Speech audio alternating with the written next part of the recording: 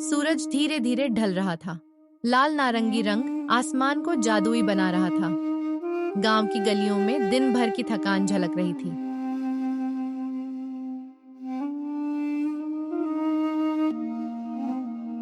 छोटे घरों की खिड़कियों से हल्की रोशनी बाहर आ रही थी।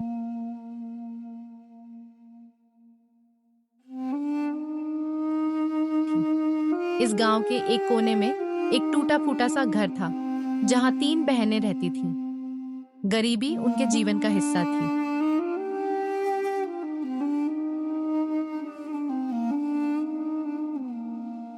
पर उनकी आंखों में उम्मीद की चमक थी। उस टूटे फूटे से घर के अंदर मिट्टी की दीवारों के बीच एक छोटा सा दिया टिमटिमा रहा था। उसी दिए की हल्की रोशनी में बैठी थी 3 बहनें। 3 अलग चेहरे, लेकिन एक जैसी तकदीर।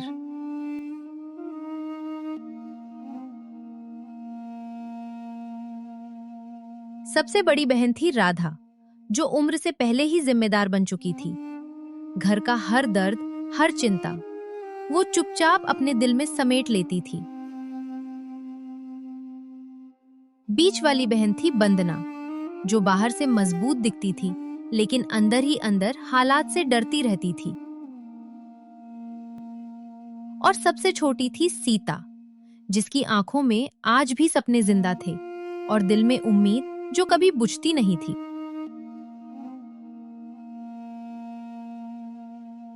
माँ बाबा होते तो आज हमें ऐसे दिन नहीं देखने पड़ते। हर दिन सोचती हूँ, क्या यही जिंदगी रह जाएगी हमारी?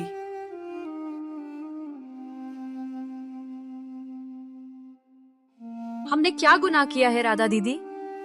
मेहनत करते हैं, फिर भी पेट भर खाना नसीब नहीं होता।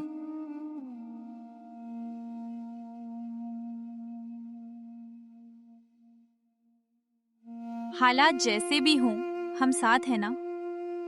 जब तक हम तीनों एक दूसरे का हाथ थामे हैं, कुछ न कुछ रास्ता जरूर निकलेगा।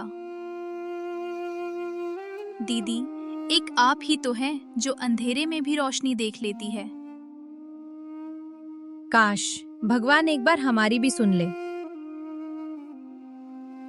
उस छोटे से घर में पैसों की कमी थी, लेकिन बहनों के बीच प्यार की कोई कमी नहीं थी। उन्हें क्या पता था कि किस्मत बहुत जल्द उनकी परीक्षा लेने वाली है।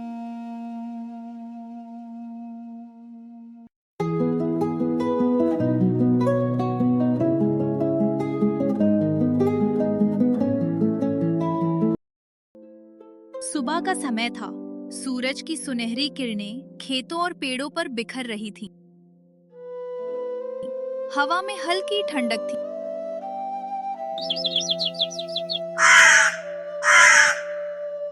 और पक्षियों की चहचहाहट दिन की शुरुआत का संदेश दे रही थी।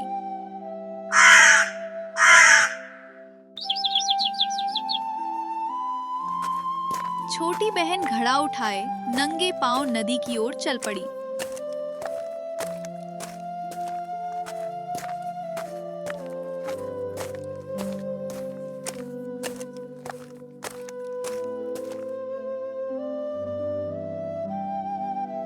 रास्ते में गांव की चौपाल के पास कुछ लोग खड़े होकर आपस में बातें कर रहे थे।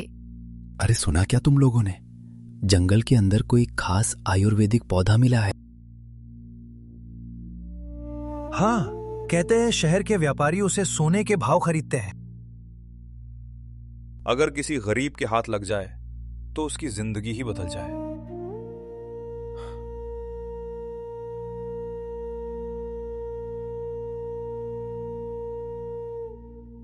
किस्मत वाला ही वहां से सही सलामत लौटता है।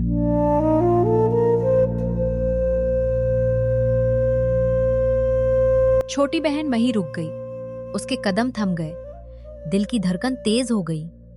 वो गहरी सांस लेती है और घड़े को कसकर पकड़ लेती है। जंगल, आयुर्वेदिक पौधा, क्या सच में ऐसा कुछ है? अगर मिल गया तो राधा दीदी की चिंता, वंदना दीदी का डर सब खत्म हो सकता है। शायद भगवान ने पहली बार हमारी सुन ली है। ये मौका हाथ से नहीं जाने देना चाहिए।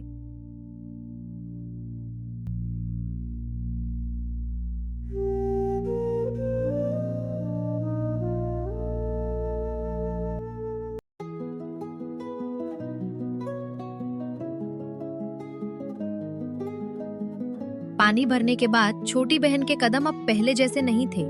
वो तेज तेज घर की ओर चलने लगी। घरा भारी था, लेकिन दिल उम्मीद से भरा हुआ। बार बार उसके दिमाग में वही बातें घूम रही थी।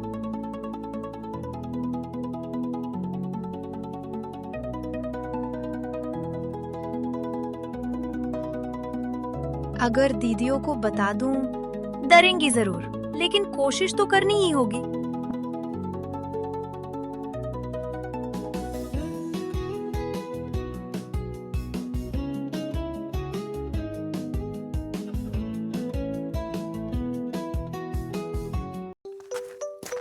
घर के दरवाजे पर पहुंचते ही छोटी बहन ने घड़ा रखा और बिना रुके अंदर चली गई। दिए की हल्की रोशनी में राधा और वंदना बैठी थीं। दीदी दीदी, आज मैंने कुछ सुना। क्या हुआ सीता, ऐसे क्यों घबराई हुई है? रास्ते में गांव वाले बात कर रहे थे, जंगल में कोई आयुर्वेदिक पौधा है, बहुत महंगे दाम में बिकता है। जंगल? सीता, तू जानती नहीं वहां कितने खतरे हैं। लेकिन अगर ये सच हुआ तो शायद हमारी जिंदगी बदल सकती है। दीदी, हम हर दिन गरीबी से डरते हैं, एक बार डर का सामना कर ले, शायद यही हमारी आखिरी उम्मीद हो। अगर हम साथ गए तो शायद हिम्मत मिल जाए। कमरे में कुछ पल के लिए खामोशी छा गई। तीनों बहनें एक दूसरे को देखती रहीं। डर भी था, लेकिन डर से बड़ा था एक बेहतर जिंदगी का सपना। जब माँ जिंदा थी ना, तो वो कहती थी, बेटा हालात चाहे जैसे हों, हिम्मत कभी मत छोड़ना। दीदी, माँ की वही बातें मुझे हर दिन याद आती हैं। जब लोग हमें कमजोर समझते हैं, तब लगता है माँ अब भी हमारे साथ है। पर हिम्मत कब तक? हर दिन खाली पेट सोना, हर दिन लोगों की बातें सुनना, दिल थक चुका है राधा दीदी। मैं भी थक गई हूँ वंदना, लेकिन थकने का मतलब हार मान लेना नहीं होता। अगर जंगल में जाने से हमारी किस्मत बदल सकती है, तो मुझे डर के साथ जाना मंजूर है। हम तीनों साथ चलेंगे दीदी, जो भी होगा साथ झेलेंगे। अकेले अकेले दुख सहने से अच्छा है साथ मिलकर कोशिश करना। तू छोटी है सीता, पर बातें बहुत बड़ी करती है। शायद इसीलिए भगवान ने मुझे छोटी बनाया, ताकि उम्मीद बड़ी रहे। उस छोटे से कमरे में आज सिर्फ बातें नहीं हो रही थीं। वहां तीन बहनें अपने डर, अपने सपने और अपने भविष्य को एक दूसरे से बांट रही थीं। ठीक है, कल सुबह होते ही हम जंगल की ओर निकलेंगे। जो भी होगा अब पीछे नहीं हटेंगे। हाँ दीदी, कल चलते हैं। दिए की लौ हल्की सी कांपी, जैसे आने वाले तूफान का इशारा कर रही हो। पर तीनों बहनों के दिलों में अब डर से ज्यादा हिम्मत जल रही थी।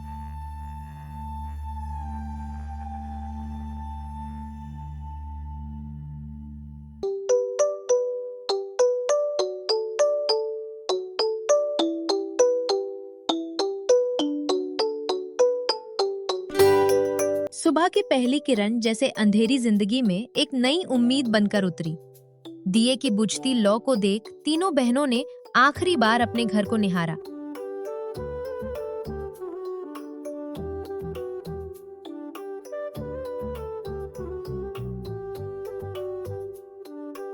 और फिर चुपचाप जंगल की ओर कदम बढ़ा दिए।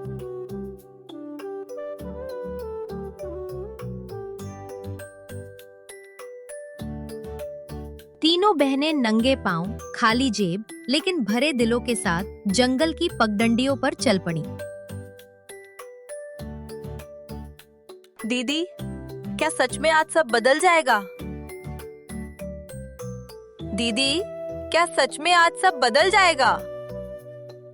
अगर किस्मत बदलनी है ना, तो चलना भी खुद ही पड़ता है।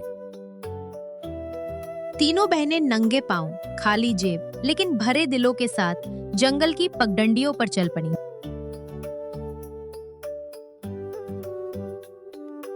चलते चलते सुबह कब दोपहर बनी और दोपहर कब शाम, किसी को पता ही नहीं चला।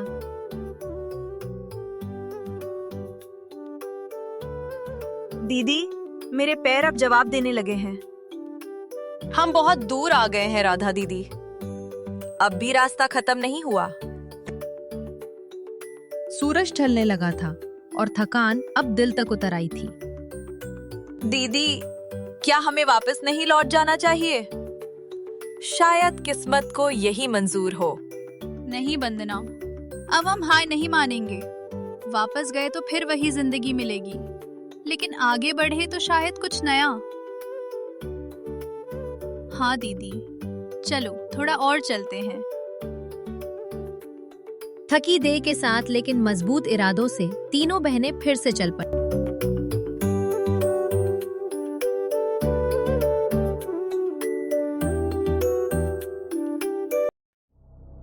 चलते चलते आसमान पर तारे चमकने लगे।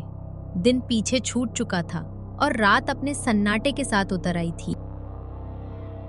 दीदी, अब मुझसे और नहीं चला जा रहा। मेरे पैरों में बहुत दर्द है। छोटी, थोड़ा और हिम्मत कर ले। नहीं, अब जोर मत लगाओ। आज यहीं रुकते हैं। यहीं? जंगल में? हाँ, यहीं। जमीन चाहे ठंडी हो, लेकिन हौसले अभी गर्म हैं। जंगल की खामोशी में तीनों बहनें एक दूसरे के पास सिमट गईं। आज रास्ता लंबा था और मंजिल अभी दूर, लेकिन साथ होने का एहसास हर डर से बड़ा था। थकी हुई देह, लंबा सफर और आंखों में नींद। जंगल की ठंडी जमीन पर तीनों बहनें एक दूसरे के करीब लेट गईं। पैरों की सरसराहट जैसे लोरी बन गई और देखते ही देखते तीनों बहनें गहरी नींद में डूब गईं। लेकिन तभी जंगल की खामोशी एक अजीब आवाज से टूट गई।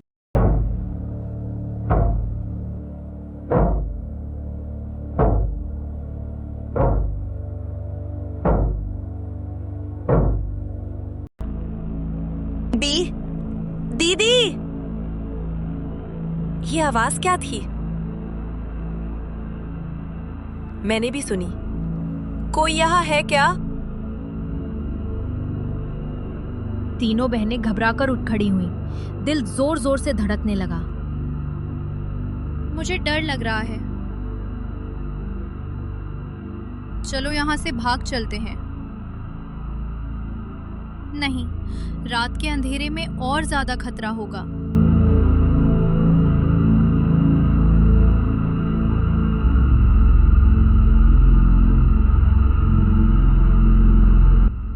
डरो मत, मैं तुम्हें नुकसान नहीं पहुंचाऊंगा। आवाज सीधे सामने वाले एक विशाल पेड़ से आ रही थी। पेड़ बोल रहा है? हे भगवान, ये सपना है या सच? बताओ, तुम तीनों इस घने जंगल में क्यों आई हो? हम बहुत गरीब हैं। हमारे पास खाने तक के पैसे नहीं। किसी ने बताया था कि इस जंगल में कोई जादुई आयुर्वेदिक पौधा है। हम उसी की तलाश में आए हैं। हम लालची नहीं हैं, बस अपनी जिंदगी थोड़ी बेहतर बनाना चाहते हैं। राधा की आवाज जंगल में गूंज रही थी और पेड़ सब कुछ खामोशी से सुन रहा था।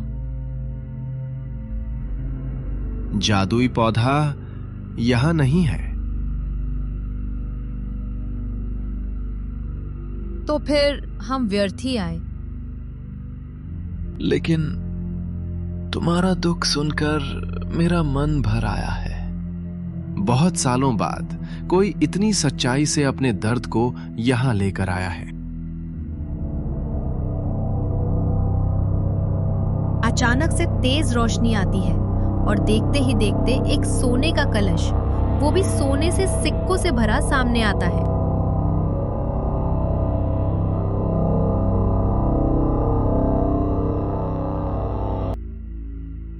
मैं तुम्हें सोने का घड़ा दे सकता हूं, लेकिन बिना परीक्षा कोई वरदान नहीं मिलता।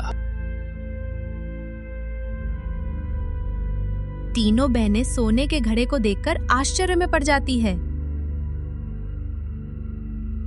अरे, सोने का घड़ा! दीदी देखो, सोने का घड़ा! हमें क्या परीक्षा देनी होगी इस कलश के लिए? और तभी पेड़ की जड़ों के बीच से 3 चमकते हुए जादुई सिक्के बाहर आए।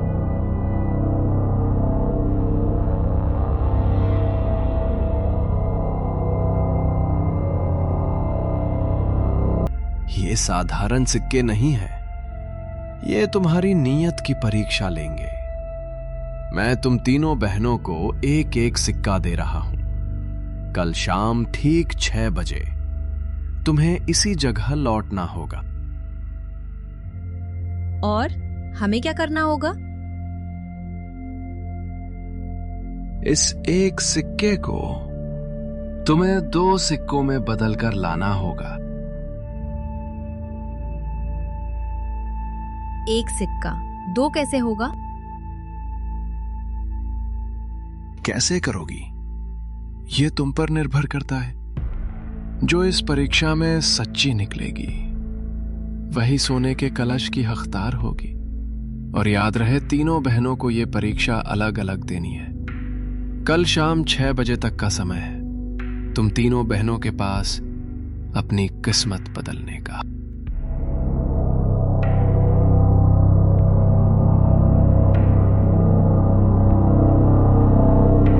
तीनों बहनें अपने अपने सिक्के हथेली में थामे खड़ी थीं।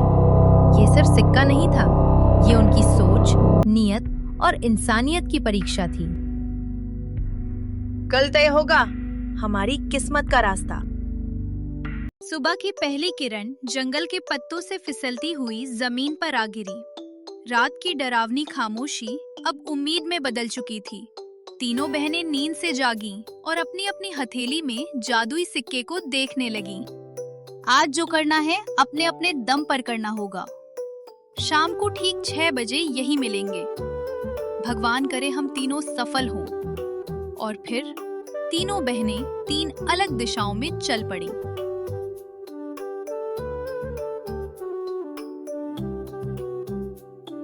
सबसे छोटी बहन कच्चे रास्ते पर धीरे धीरे चल रही थी। हर कदम के साथ उसके मन में एक ही सवाल था, ये एक सिक्का 2 कैसे होगा? मेरे पास तो कुछ भी नहीं, न ताकत न चालाकी। वो रुकती है, सिक्के को मुट्ठी में भींच लेती है। मुझे कुछ तो करना पड़ेगा, खाली हाथ लौटना मैं नहीं चाहती। दूसरी ओर मंझली बहन गांव की पगडंडी पर तेज तेज चल रही थी। अगर मैं असफल हो गई तो दीदी और छोटी सब टूट जाएगा। वो बार बार अपने सिक्के को देखती है, जैसे उससे कोई जवाब मांग रही हो। क्या सही है, क्या गलत, कुछ समझ नहीं आ रहा। और सबसे आगे चल रही थी, उसके कदम धीमे थे लेकिन मन मजबूत। ये सिर्फ सिक्के की बात नहीं है, ये हमारी नीयत की परीक्षा है। मैं गलत रास्ता कभी नहीं चुनूंगी। राधा ने आसमान की ओर देखा और गहरी सांस ली। एक ही सुबह, एक ही सिक्का, लेकिन 3 अलग सोच। शाम होने तक किस्मत तय होनी थी कि कौन सिक्का 2 कर पाएगा और कौन परीक्षा में असफल होगा। चलते चलते सबसे छोटी बहन के कदम अचानक रुक गए। सामने घंटी की हल्की आवाज के साथ एक छोटा सा मंदिर दिखाई दिया। थकी हुई आंखों में उम्मीद की एक नई चमक आ गई। वो धीरे धीरे मंदिर के अंदर गई।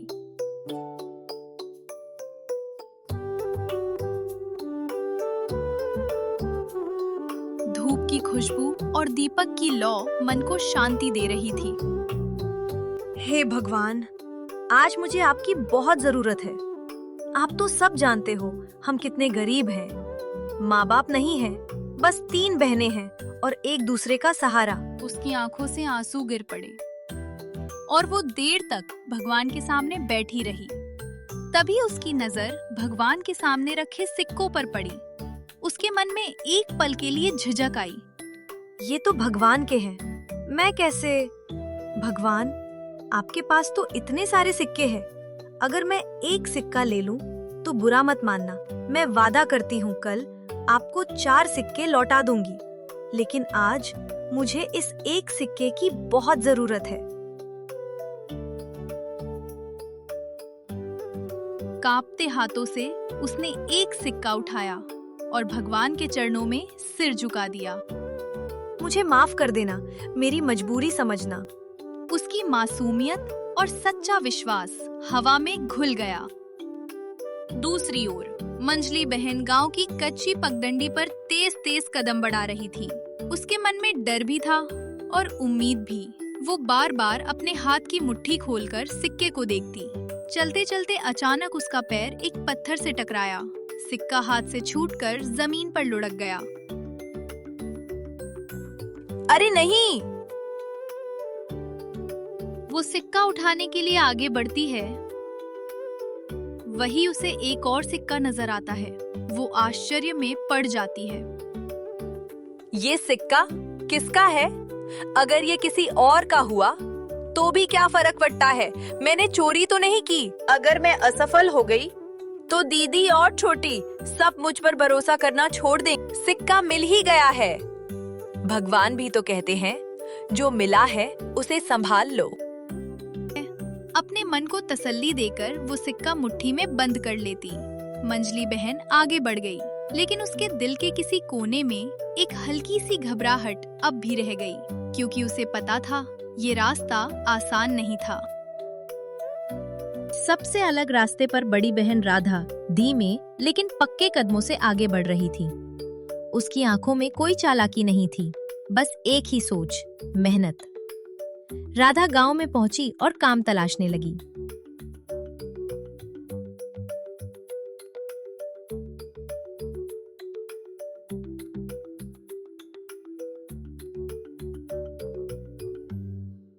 माँ जी, अगर कोई काम हो तो मुझे दे दीजिए। काम तो है, पर पैसे बहुत कम मिलेंगे। पैसे कम भी चलेंगे, बस मेहनत का सही दाम मिल जाए। ये सारी लकड़ियां बाहर से उठाकर अंदर रख दो। राधा ने पूरे दिन लकड़ी उठाने का काम किया। शाम होने लगी।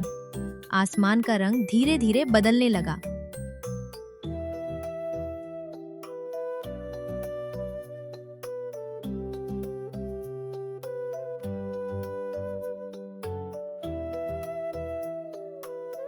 बेटी, तूने बहुत मन लगाकर काम किया है। काम ही तो इंसान की पहचान होता है। औरत ने राधा की हथेली पर एक सिक्का रख दिया। राधा ने सिक्के को देखा और फिर आसमान की ओर। भगवान ने मेरी मदद कर ही दी। दिन भर की थकान के बाद राधा के चेहरे पर सुकून था। उसके पास अब 2 सिक्के थे, उसकी सच्ची मेहनत के। धीरे धीरे सूरज ढलने लगा। आसमान फिर से लाल नारंगी रंग में डूब गया। ठीक 6 बजे से पहले तीनों बहनें उसी पुराने पेड़ के पास एक एक करके पहुंचने लगीं। तीनों बहनें एक दूसरे का चेहरा देख रही थीं। कोई कुछ बोल नहीं पा रहा था। समय पूरा हुआ। अब बताओ, कौन कौन अपनी परीक्षा पूरी करके आई है? छोटी बहन आगे बढ़ती है और 2 सिक्के पेड़ के सामने रख देती है।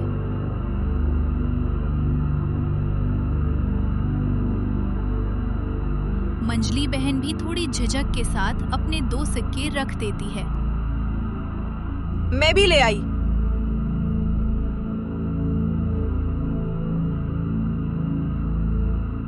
और तुम राधा, तुम्हारे सिक्के कहाँ हैं? मुझे माफ कर दीजिए, मैं आपकी शर्त पूरी नहीं कर पाई। क्या हुआ, बताओ। राधा की आंखों में आंसू भर आए और कहानी पीछे लौट जाती। जंगल की ओर लौटते हुए राधा थकी हुई धीरे धीरे चल रही थी। तभी रास्ते में उसे एक बहुत गरीब औरत दिखाई दी।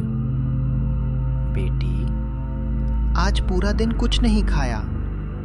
अगर कुछ मदद मिल जाए। राधा ने अपनी हथेली खोली और उस एक सिक्के को देखा जो उसने दिन भर की मेहनत से कमाया था। माँ, मेरे पास ज्यादा कुछ नहीं, लेकिन ये ले लो। राधा ने वो सिक्का उस औरत की हथेली में रख दिया। भगवान तेरा भला करे बेटी। कहानी खत्म होते ही राधा की आंखों से आंसू गिर पड़े। मुझे माफ करिएगा, मुझे लगा उस बूढ़ी माँ को इस सिक्के की ज्यादा जरूरत है। राधा की बात सुनते ही जंगल में एक गहरी खामोशी छा गई। हवा थम सी गई, जैसे पूरा जंगल फैसले का इंतजार कर रहा हो। राधा, तुमने मेरी शर्त पूरी नहीं की, लेकिन तुमने उस परीक्षा को पूरा कर दिया जिसे कोई देख नहीं पाता। क्या दीदी ने गलत कर दिया? नहीं, उसने वही किया जो सच्चा इंसान करता है। तुमने मंदिर से सिक्का लिया, भगवान का नाम लेकर, और तुमने रास्ते में मिले सिक्के को अपना मान लिया। तुम दोनों ने शर्त पूरी की, लेकिन मेहनत और सही नियत से नहीं। और राधा, तुमने अपने हिस्से का इकलौता सिक्का एक भूखी औरत को देकर यह साबित कर दिया कि इंसानियत हर शर्त से बड़ी होती है। पेड़ की जड़ों के बीच से एक बड़ा सोने का कलश बाहर आया।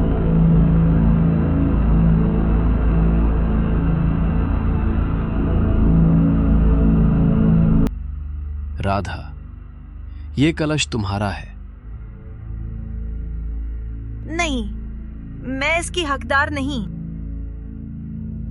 जो खुद को हकदार नहीं समझता, वही असली हकदार होता है। हमें माफ कर दो। आज समझ आया, सिक्का नहीं, नीयत बड़ी होती है। राधा, अब तुम ये कलश लेकर जा सकती हो।